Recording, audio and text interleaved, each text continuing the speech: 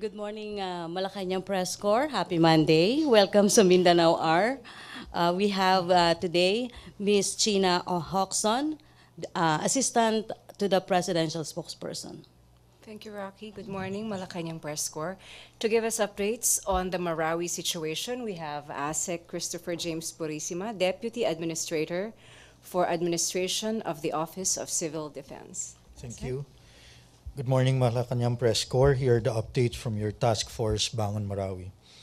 The site development at areas 4, extension, 5, and 6 of the transitional shelter site in Barangay Sagunsongan, Marawi City continues under the leadership of the Department of Public Works and Highways.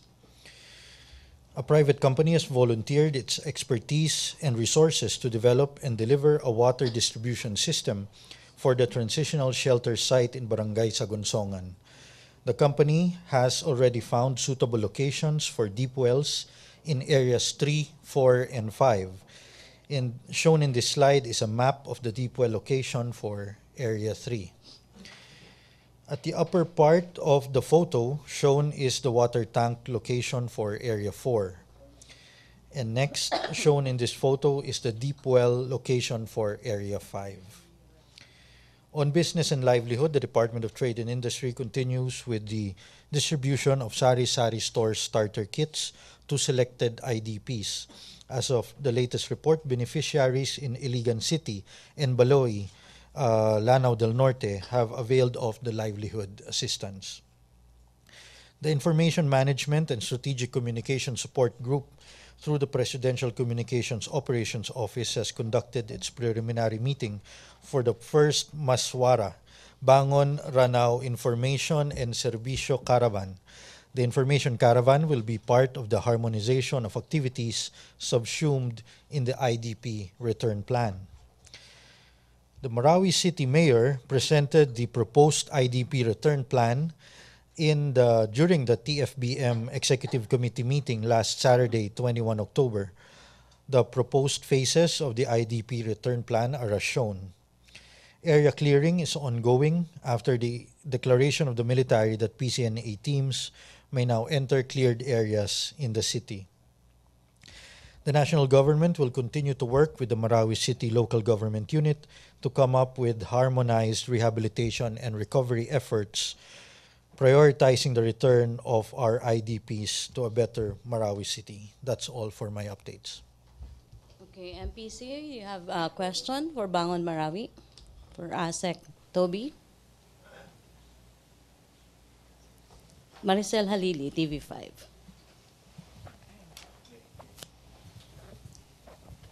Hi, sir. Good morning. Sir, following the statement of Malacañang that it is possible that we will not accept any grants from the European Union, how will this affect the rehabilitation efforts in Marawi? Of course, there are other donors. No? There are other possible donors. And in fact, the Finance and Resource Management Subcommittee is meeting as we speak in the Department of Finance to discuss the options that we have in terms of donations and in terms of accepting grants. No? We will, of course, exhaust all other possibilities, and we are being also assisted by the World Bank and the Asian Development Bank regarding this. So we will come up with that plan, and we will keep you updated, including the latest list of donors so far. Pero sir, hindi ba ito magiging setback in terms of the rehabilitation efforts? I don't think it will be a setback. We've been receiving pledges of support, and we've been receiving support from many other sectors. And therefore, we will be open to evaluating all their pledges and all the supports that they plan to give. Okay, question, MPC? Pia Gutierrez. Good morning, ASEC. ASEC, meron na po ba tayo yung target na time frame para po sa pagbalik ng mga IDPs? Wala pang specific time frame because the IDP return plan is still being refined, no, and is still being discussed.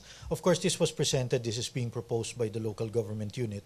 But in terms of harmonization of efforts, the national government agencies through the task force is giving its inputs to this return plan. So it's an evolving discussion, but it'll be soon. But we would not want to give a specific date as of now. Nabanggit na rin po before na merong problema lalo na dun sa mga titulo ng lupa at sa pag-determination ng mga may-ari ng mga properties po sa Marawi. How do we plan to resolve this, sir? Kasama yan sa inaaral ng legal support group ng task force. Dahil ito ay kung tutusin napakalaking effort dahil kailangan talaga natin malaman yung meets and bounds, so to say, ng mga lupain dyan sa Marawi. Dahil alam natin na portions of that ay nasa under a military reservation. No?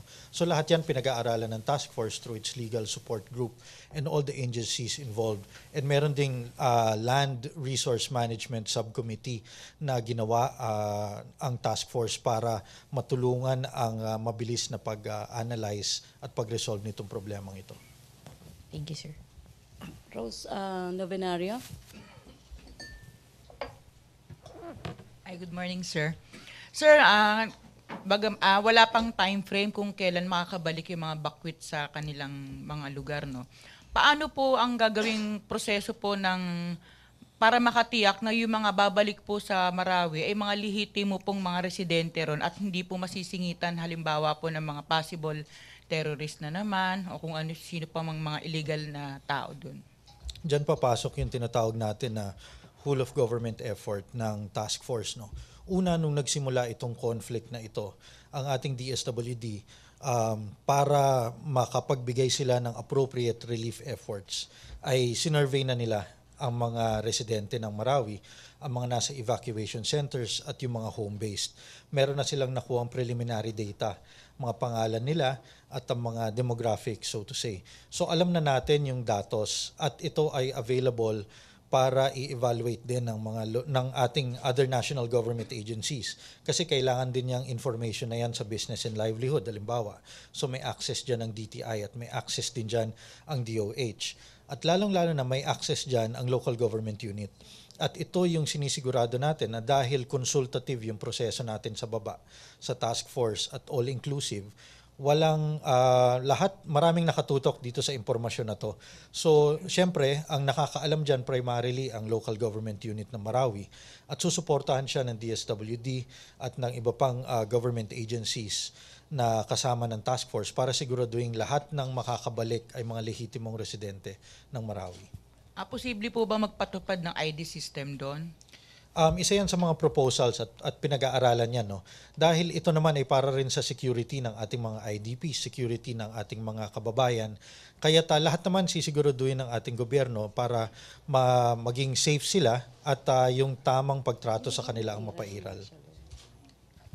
Habang umiiral po ba ito ang martial law o kahit wala na pong martial law, posible magpatupad ng ID system? Kasi ito, social welfare effort ito. Kung sakali man ituloy ito, kung sakali mang mapagdesisyonan na this is the best way moving forward in terms of rebuilding and rehabilitating the city, baka maaari itong ipatupad. Ngunit wala pang final decision tungkol dyan.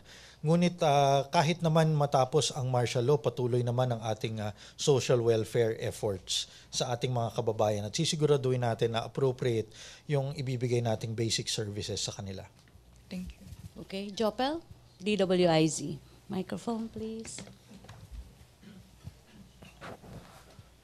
Sir, kasi karamihan ng mga bakwit na lilipat daw dun sa temporary shelter, nababahala kasi wala silang mapagtatrabahuan doon, wala silang hanap buhay. Ano pong ginagawa natin para sure na may pangmatagalan sila na trabaho? Patuloy ang pagsusurvey natin sa sitwasyon. No? In terms of the Business and Livelihood Subcommittee, pinag-aaralan nila na maglagay ng mga marketplaces, hindi lamang dun sa transitional shelter sites, ngunit sa mga sites na babalikan ng ating mga IDPs sa city mismo. So pinag-aaralan nila yung mga business opportunities at livelihood opportunities na pwedeng ibigay sa ating mga IDP, sa ating mga kababayan. Dahil ito ay continuing efforts. At saka alam naman natin, itong transitional shelter site ay transitional, temporary lamang. Ngunit bibigyan pa rin natin sila ng sense of community dito sa transitional shelter site. So nagpaplanong maglagay dyan ng marketplace, maaaring maglagay din dyan ng eskwelahan at health center or medical center. So lahat ng ito ay pinag-aaralan. No? Dahil maski pagbalik nila, kasi dun sa mga cleared barangays, maaari ng pag napagdesisyonan na ng local government in conjunction or in coordination with the task force na pwede nang bumalik ang ating mga IDP sa cleared barangay, syempre bibigyan na natin sila ng basic and vital social services. So kasama ito doon. Kasama yung paglalagay ng appropriate livelihood interventions at appropriate health and educational interventions as well. Okay, Rose Novenario. Ay, may nakalimutan ako, sir. Sir, kahapon nagbigay po ng ultimatum si Colonel Romeo Browner sa sa mga maute na mag-surrender or baka may masamang mangyari sa kanila hanggang kaninang hating gabi. Ano na po yung balita natin dito? Dahil isang building na lang daw po yung occupied ng terrorists at lahat daw po ng hostages ay na-rescue na. Wala tayong specific information tungkol dyan. No? Ngunit inaasahan natin na pag-cleared na ng mga maute itong battle area, no, ay makapagpo-proceed na tayo ng tuloy-tuloy dito sa ating post-conflict needs assessment. So we're just coordinating with our AFP, with our armed forces, para malaman natin kung pwede na tayong pumasok sa iba pang areas ng Marawi City. Wala pa pong signal na pwede na kayong pumasok? Wala pa akong nakuhang informasyon as of now Okay, on that. thank you. Question, MPC? Pia Gutierrez. Sir, recently the Department of Education has said na parang kailangan ng around 4 billion pesos to rebuild yung mga damaged educational centers or schools in Marawi. May iba pa po bang department na nagbigay na ng kanilang mga estimates, sir? Meron ng mga estimates. In fact, meron ng estimates initially for the 5 billion that would be spent until the end of the year. And I'm sure that the departments and the other agencies that are part of the task force ay nagbibigay na rin ng estimates for next year, no? For the rebuilding phase next year. At hindi ko lang sigurado kung ano yung specific requests ng mga iba't ibang departments. Ngunit yan ay pag-uusapan kasama sa pag-uusapan sa finance and resource mobilization support group. At baka pinag-uusapan na nila yon ngayon as they are meeting right now. Wala pa pong nagbigay ng figure, sir? Meron na. Marami kasing figures na binibigay. Hindi lang natin alam kung saan siya ilalamp. Whether sa 5 billion this year or sa 10 billion next year. But for the 5 billion, sir, na allotted for this year, ano yung priority natin, sir, na pagkakagastusan? Ang priority dyan ay yung patuloy nating pagbibigay ng relief sa ating IDPs. No? I think as proposed, a big chunk of the 5 billion allotted this year will still be for the relief efforts. For the relief efforts until the end of the year. So nothing permanent, sir? Well, For the 5 billion. nothing permanent in the sense that we're still in the phase that we're building the transitory shelters and that we're still giving recovery interventions for our IDPs. Pero patungo na tayo doon kasi yung permanency naman na tinatawag natin, yan ay mangyayari kapag na-determine na yung talagang pangangailangan sa Marawi after ng post-conflict needs assessment at kapag nagawa na yung Comprehensive Rehabilitation and Recovery Program, yung CRRP. Sir, last na lang po. Can you give us an idea bakit ganun kalaki po yung ginagastos natin for relief efforts and gaano katagal tayo magbibigay ng, until when will we be giving relief to our IDPs? Well, in terms of until when, hanggat kailangan nila, magbibigay tayo dyan. Siyempre, it will shift one way or another pag meron ng mga IDPs na nailipat na sa transitory shelter sites. So baka ibang form of relief na yung ibibigay natin sa kanila. Ngunit yung mga nasa evacuation centers at yung home-based, syempre hanggat merong nangangailangan dyan, ipoprovide natin, ibibigay natin yung mga relief na kailangan nila. At dahil as of last count, we have 72,000 or so families and 359,000 individuals spread out, no, in evacuation centers and home-based. So malaking requirement talaga ito in terms of relief efforts. At patuloy natin itong binibigay sa kanila. Jopel, then Ace Romero. Sir, banggit nyo yung 5 billion gagamitin for the end of December. So ibig sabihin sir, tatapusin din po yung transitional shelters within December? Yung matatapos, ang sa pagkakaalam ko, ang target ng ating National Housing Authority ay magtayo ng 1,100, at least 1,100 transitional shelters within the year. Yun ang target nila dun sa unang plano. Of course, this is subject to evaluation, this is subject to revisions no as needed. Dahil ngayon, minamadali na at tinatapos na ng DPWH yung site development ng lahat ng transitional shelter sites, yung 6 areas dyan sa transitional shelter sites. At pagkatapos nun, itatayo na yung ating transitional shelters. At may tinatayo na namang transitional shelters ngayon. At tuloy-tuloy yan until the end of the year. But I think the goal is to have at least 1,100 transitional shelters by the end of the year. So ibig sabihin sir, mga January may makakalipat na sa transitional Yes, shelters? and depending on the recommendations, kung meron ng certain areas na tapos na, pwede nang maglipat kahit unti-unti, kahit hindi sabay-sabay dun sa 1,100. Okay, Ace Romero. ASEC Purisima, can you give us information about foreign groups that pledged donation to the Marawi efforts? This is being compiled by our Finance and Resource Mobilization Support Group, and we will release the list kapag na-compile na ito. Ngunit meron naman tayong mga foreign countries na nagbigay na, such Kahit as mga ilang example lang. I do not recall the exact number at mahirap magbigay, baka magtampo yung mga nagbigay at hindi ko nasama sa bilang, no. But Sabihin na lang natin na example, include. Well, it includes, from what I remember, for example, Thailand gave, India gave, and other countries na nagbigay ng mga nung nauna pa, no? Including China. China also gave donations for that, no? So nag-pledge tong mga to, ASEC. Well, in terms of pledges and in terms of actual donations, no, I'll leave it to the Finance and Resource Management Subcommittee to release that. Okay. So yung European countries, did they even offer? In terms of the offer, wala akong information dyan. Baka sa diretso sila sa mga agencies nag-offer. So wala akong informasyon dyan. Okay. Thank you, ASEC. Okay, Joseph.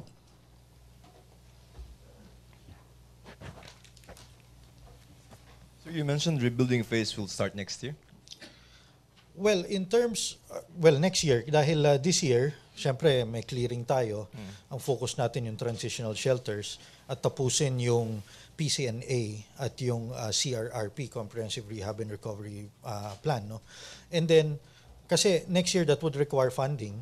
So syempre kung may maiwan dun sa 5 billion na pwede ng pagsimula ng rebuilding, gagawin na natin yon.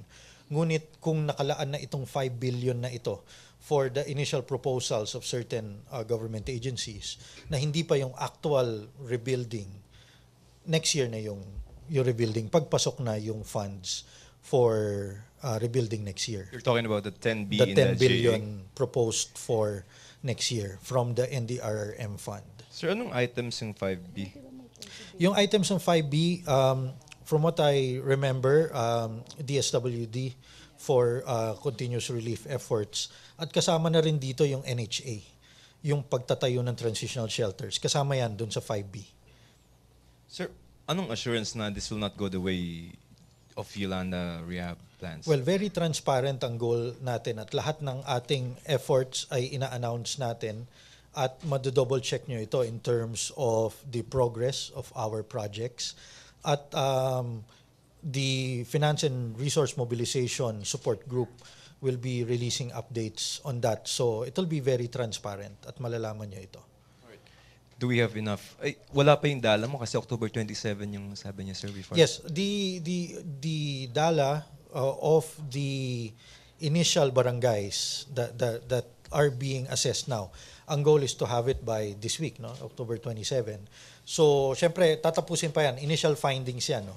Initial findings at ibabangga natin yan with the findings for the remaining barangays of Marawi. So, pero bibigyan ko kayo ng update once meron na tayong initial report on the DALA by October 27 or by next week at the latest. Just to fine-tune your data on the foreign governments, those governments who have pledged to support the rebuilding, we're counting out Yes. let's put the demarcation line.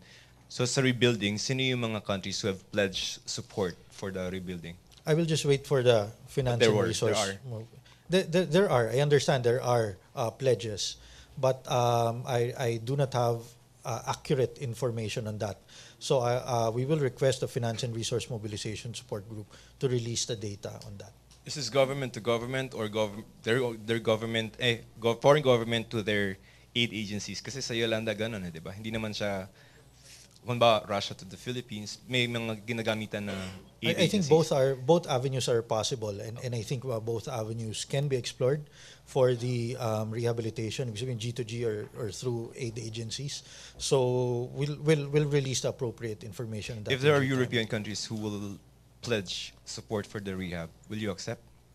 Well, the task force would have to make a decision on that in light of the pronouncement of our president. Okay. Okay, thank you. Questions? Oh, Jopel? Sir, yung sa transitional shelters, pala ulit ako doon. If ever, sir, na ma-distribute po ito sa mga bakwit, ano po ito? Babayaran o government ang aako? Babayaran ba ito ng mga bakwit? Hindi ito babayaran, no. Ito ay tinatayo ngayon ng ating NHA in coordination with our HUD-C, no. At ito ay may budget from the government. So ito ay ibibigay sa kanila. Kasi transitional lang naman ito dahil the end goal, and this would depend on the strategic plan moving forward. Siyempre, ibabalik pa rin sila sa Marawi. Okay, thank you, Jopel.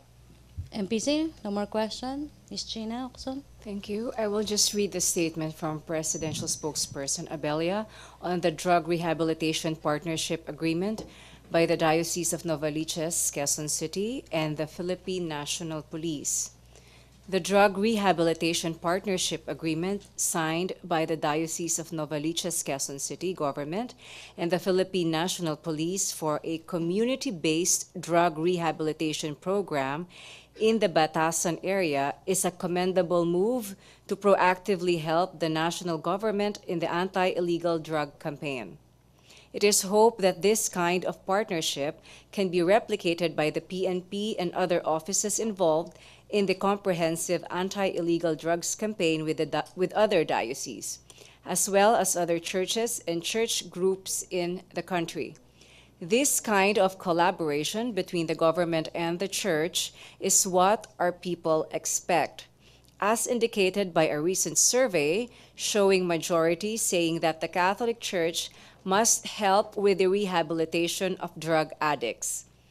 The complementary work of the government and the church in the treatment and rehabilitation of drug dependents must further be enhanced, particularly in areas such as restoration of mental, spiritual, and psycho-emotional health. That's all. Okay, thank you. Thank you, Ms. Gina Hoxon. Thank you, Assistant Secretary James Purisima. Joseph, you have a question? Question? Do you have anything to announce as far as the end of the war is concerned? Because there's information that somebody will have to announce it at 12 noon. Well, I have no information on that. Okay. Is the S&D coming over? Rose Novenario. Joseph, are you I think there's Rose Novenario. Can I have your microphone, please? Hello, ma'am. Dahil po dito sa perceived na gumagandang relasyon ng gobyerno sa simbahang katolika, i-encourage po ba natin yung ibang religious groups na makipagtulungan din po sa anti-drug campaign ng gobyerno? Ma'am, tulad po nung statement na binasa ko, sinabi, we hope that the other dioceses as well and other churches and church groups in the country will follow what the Diocese of Novaliches and Quezon City is doing. So makakaasa po ba tayo ng medyo parang kakalma na po yung pagbatikos ni Presidente sa Simbahang Katolika? Ma'am, tungkol po dyan, hindi ko po masasagot ng impormasyon na yan, pero bibigyan po namin kayo ng sagot na mayang hapon. Salamat Okay, po. thank you. Okay, thank you, Rose. Thank you, Joseph Morong.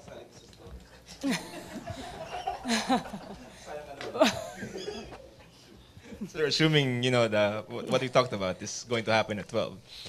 Anong benefit nun in terms of the efforts of the task force because there's now a declaration that, Well, as we've always said, once the areas are cleared of hostilities, then we will be able to proceed forward more expeditiously in in the rehabilitation and recovery of Marawi City. So we're just waiting for the all clear, for the clearing operations to be done, and then we will proceed full swing with our PCNA. And then the first things you have to do, can you describe to us, paano papasok kayo doon and then what? Well, we will assess the area block by block, no, building by building. We will look at, because the PCNA has a specific methodology, and especially the DALA, the damage and loss assessment. No? So we will really look comprehensively, pati yung mga daan, pati yung mga tulay, pati yung basic services, pati yung availability ng government resources dun sa area. Lahat yan titingnan. Kung ilang ospital o clinics o eskwelahan o public buildings ang nasira. At syempre, ilang mga bahay, private homes or private buildings ang nasira dahil kasama ito lahat sa Comprehensive Rehabilitation and Recovery Program. Yung time frame mo, sir, for assessing the damage, how many days are you giving that? Well, usually ang dala ay mga 2 weeks, 2 weeks to a month, depending do sa area, no. At pagkatapos niyan gagawin yung preliminary report at ibabangga siya with the dala for the outlying barangays at doon na tatapusin yung PCNA report, yung comprehensive PCNA report, at ito ay pag-aaralan ng ating task force at gagawa naman ng task force ng Comprehensive Rehabilitation and Recovery Program. Pero hindi tayo mag-aantay na matapos yon. Lahat ng pwede nating gawing intervention sa ngayon ay ginagawa natin. Katulad ng transitional shelters, kahit wala pa tayong comprehensive assessment sa damaged areas, gumagawa na tayo ng transitional shelter sites. Kasi halimbawa, pag nakita natin na may mga areas talaga na hindi na pwedeng balikan ng ating mga IDPs, for example, pwedeng ikonsidera na damihan pa yung transitional shelter site dahil halimbawa matatagalan yung rebuilding. So yan yung sinasabi kong lahat ng ito ay subject to revision, subject to adjustment kasi hindi pa talaga natin nakikita yung area. So pag meron tayong nakitang area na pwedeng balikan, baka hindi na natin kailangan lakihan pa yung transitional shelter site. Kaya wala pang definite talaga ngayon na sagot para dyan. Okay, thank you, Joseph. Ms. China? Okay. Thank you. No more questions? Thank you, Malacañang Press Corps. Thank you, Assistant Secretary James Purisima. Thank you, Ms. Gina Hoxon. Back to our main studio sa Radyo Pilipinas and PTV.